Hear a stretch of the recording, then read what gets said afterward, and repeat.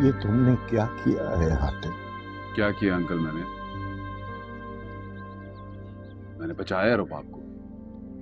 बचाया है या बर्बाद कर दिया है?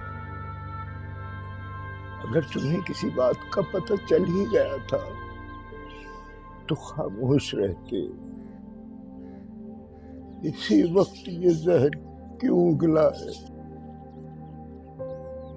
कैसी बात कर रहे हैं अंकल आपको तो मेरा शुक्रगुजार होना चाहिए। आप मुझसे खफा हो रहे? किस बात का शुक्रगुजार हूं मैं? दूसरी बार शादी बर्बाद हुई है रुबाब की। दूसरी बार। बदनसीब और बदकिस्मत तो वो पहले ही थी,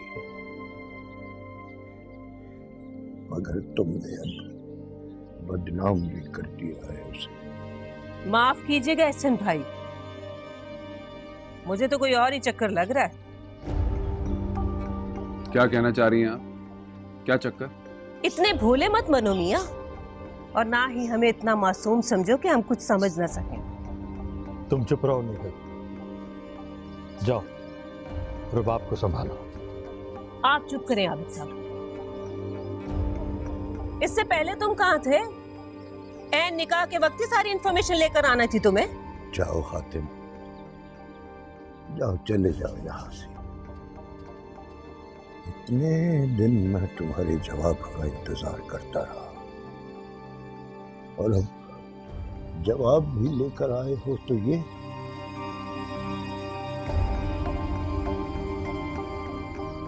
जाओ, चले जाओ, चले जाओ यहां से। मैं तो कहती हूँ ये जरूर इसकी और रुबाब की मिली भगत है। बहुत देखा है हमने फिल्मों और ड्रामों में। अगर रुबाब के साथ तुम्हारा चक्कर था तो इतना ड्रामा रचाने की जरूरत ही क्या थी? तो साफ साफ कह देते ना। एहसन भाई ने कौन सा इनकार करना था? वो तो तुम्हें पहले ही फरिश्ता माने बैठे हैं। तुम बाज नहीं आओगी? मैं क्या बाज आऊं? आप देख नहीं रहे मेरी कही हुई एक एक बात सही हो रही है। ये लड़का यूं ही नहीं इस घर के चक्कर लगाता था, इसका रुबाब का चक्कर था तो चक्कर लगाता था। आप बहुत गलत बात कर रही हैं। ऐसा कुछ नहीं है। अगर ऐसा नहीं है तो क्यों ठुकराया था मेरे बेटे जहीर को? हमें तो 100 बातें सुना दी थी इन्होंने। माफ कीजिएगा एहसन भाई, आपका कोई बड़ा बोल आपके सामने आ गया है। हमारी नेकी को ठुकराया था ना आपने। आपकी नेकनामी को किस्मत ने ठोकर मार दी। एहसन भाई, आप हिम्मत से काम लें, इसकी बातों पर तवज्जो मत दें। आप, इसकी तो आदत है बक बक करने की। फ्रॉड था, चोर था, मगर वो अपना तो रहा था रुबाब को। अब इस बदनामी के बाद उसे कौन अपनाएगा? बैठी बैठी बूढ़ी हो जाएगी, मर जाएगी, मगर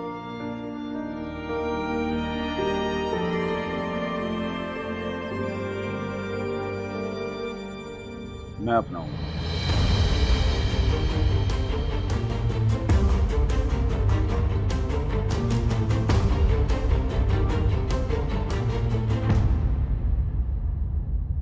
तुम्हें एहसास है कि तुम क्या कह रहे हो? जी एहसास है, मुझे बिल्कुल एहसास है कि मैं क्या कह रहा हूँ, और जो कुछ कह रहा हूँ अपने होशो हवास में कह रहा हूँ। मैं निकाह करूंगा रुबाब से, अपनाऊंगा उसे। आप जानते हैं ना मुझे, और मजीद कुछ जानना चाहते हैं तो मिस सुमेरा यहाँ मौजूद है, उनसे पूछ लीजिए। जी मिस सुमेरा। जी सर। बताइए मेरे बारे में, मेरे कैरेक्टर के बारे में, कि मैं शादीशुदा हूँ कि नहीं, कमाता वमाता हूँ कि नहीं, कहीं माँ बाप ने जायदाद से आँख तो नहीं किया हो? बताइए।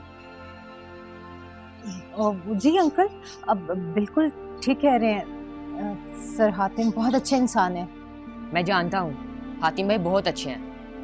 मगर यूं अचानक तुम्हारे माँ बाप। मैंने कहा ना आपसे कि मेरे माँ बाप मुल्क से बाहर हैं, उनके आने में भी कुछ वक्त है। और वैसे भी उन्होंने मुझे मेरी शादी का पूरा इख्तियार दे रखा है। जब चाहूँ, जिससे चाहूँ और जैसे चाहूँ मैं शादी कर सकता हूँ। एहसन भाई, आप ज्यादा मत सोचें, अल्लाह का नाम लें, बस बिस्मिल्लाह करें। आप ही तो हमेशा इस बच्चे की तारीफें करते थे, इसे फरिश्ता कहते थे। अल्लाह ने हमारी रुबाब के लिए इसे फरिश्ता बनाकर भेजा है। बस आप बिस्मिल्लाह कीजिए। अरे ऐसे कैसे बेटी का हाथ थमा दे किसी के हाथ में? ना खानदान का पता, ना घर बार का पता। कम से कम लड़के के माँ बाप को तो होना चाहिए ना बीच में। आपसे मैंने कहा ना कि मेरे वालिदैन यहाँ मौजूद नहीं है, वो नहीं आ सकते। और बकौल आपके कि रुबाब की बदनामी मेरी वजह से हुई है, तो इज्जत भी मैं ही दूंगा उसे, अभी और इसी वक्त। और एक और बात बता दूंगा, मेरा और रुबाब का कोई चक्कर नहीं था, ना ही कोई ताल्लुक। लेकिन अब एक मजबूत रिश्ता जरूर बनेगा और आप सबकी मौजूदगी में बनेगा। बस इजाजत चाहिए।